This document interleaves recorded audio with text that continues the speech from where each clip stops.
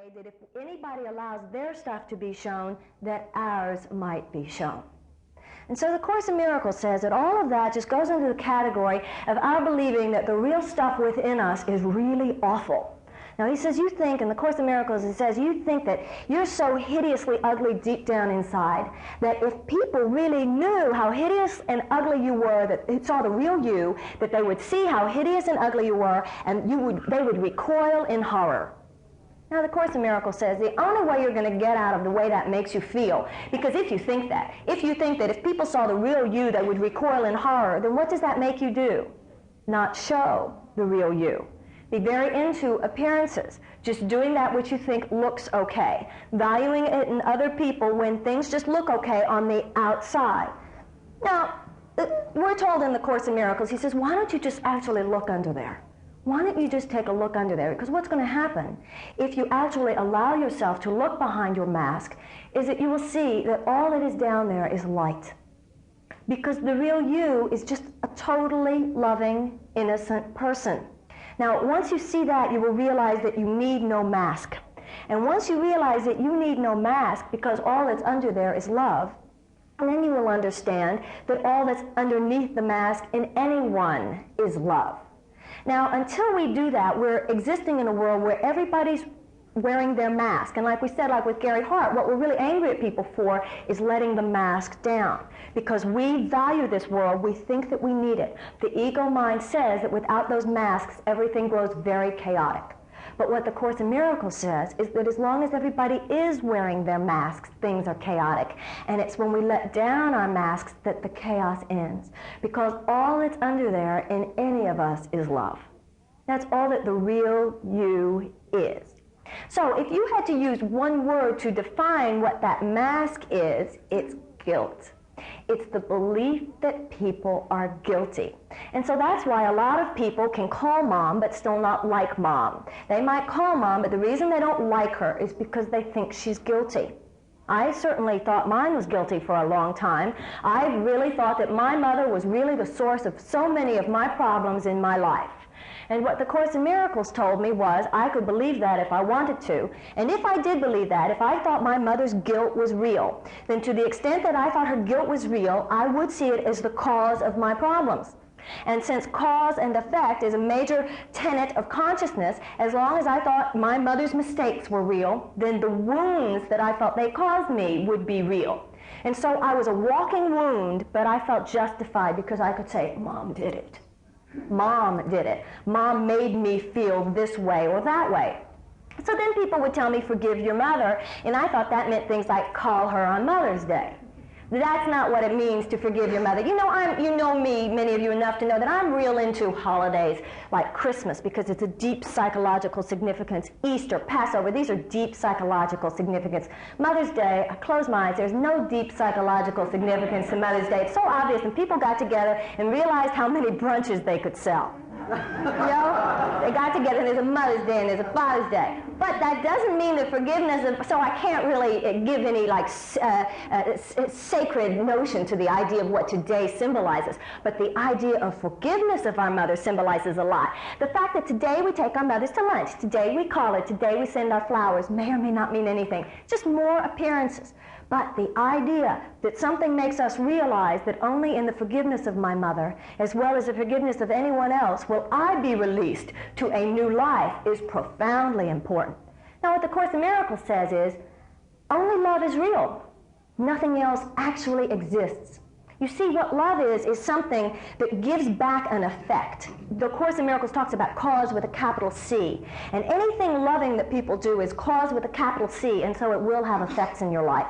So anything your mom did that was out of love has effects in your life and will continue to do so. But the Course in Miracles says that anything that people did that did not come from love is caused with a small c.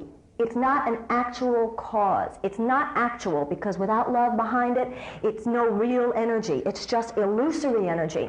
And so that small c does not have an effect. What that means, very simply, is that anything your mom did that was not loving has no effect on you unless you carry within you the belief that your mother's mistakes were real. So forgiveness of your mother actually means she didn't do anything. It actually means there is nothing to forgive. Now what happens here is that there is huge change takes place in people's consciousness when they realize the enemy is not out there.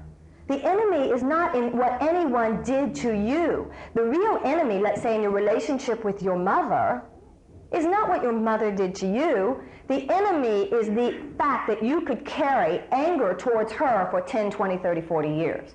That's the enemy, your own tendency not to let go of things which are not real to begin with.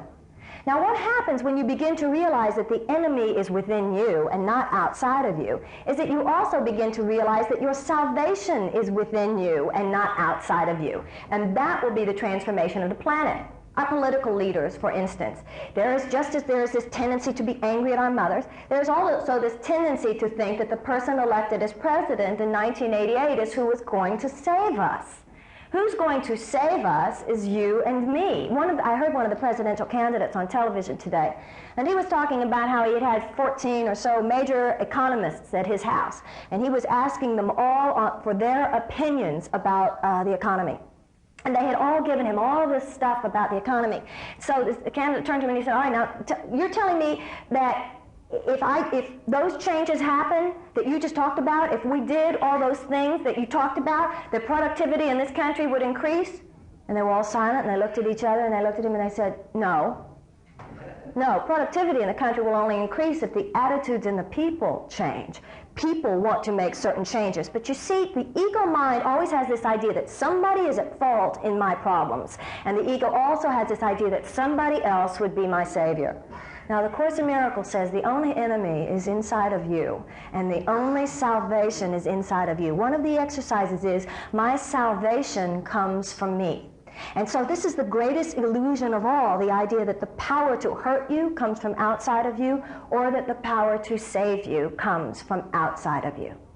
When you begin to realize that the power of God being in you is the power of love, then you begin to realize that your lack of love is your only enemy, and your ability to love is your only salvation. So then you begin to realize that the only enemy that you have is your tendency not to feel that love. And then you begin to realize the real significance of your relationship with your mother. The real significance of your relationship with your mother is that you can look at her, as I said, and to allow yourself, the Course says, even for an instant, to consider that she is an innocent child of God. That any perception that you have of her guilt is nothing other than your perception. That doesn't mean she is guilty of anything. It means merely that you choose to perceive her guilt. The same is true of Gary Hart, by the way.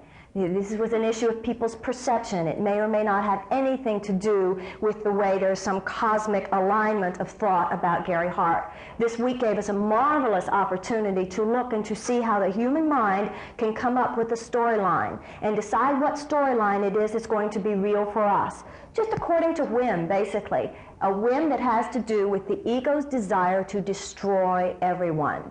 A whim that has to do with the ego's desire to attack people. And whenever we attack anyone, the person that we are attacking is ourselves. And so there is a great new country about to be born, and there is a great new world about to be born, but it can only be born through us to the extent that we take very seriously in our own lives the concept of not judging other people. To the extent that you judge your mother, that means that you will be blocking the maternal within yourself. And what we need to do now, just as your mother physically gave birth to you, so do we need spiritually and emotionally and psychologically to give birth to a new world. The next president of the United States can't do it all by himself. You know, you see this sickness in this country. This week, you notice how all the stuff about Gary Hart was on television. So everybody just sits, and we've become a very passive people. And we just listen to the commentators, right? We listen to the experts talk about what's happening here. And people find that they themselves don't do that much talking among themselves about it. It's almost like they don't even want to because they've heard so much on television, they've heard so much on the radio. So then when most people end up talking about Gary Hart, what they find themselves doing is just rehashing what they heard on television.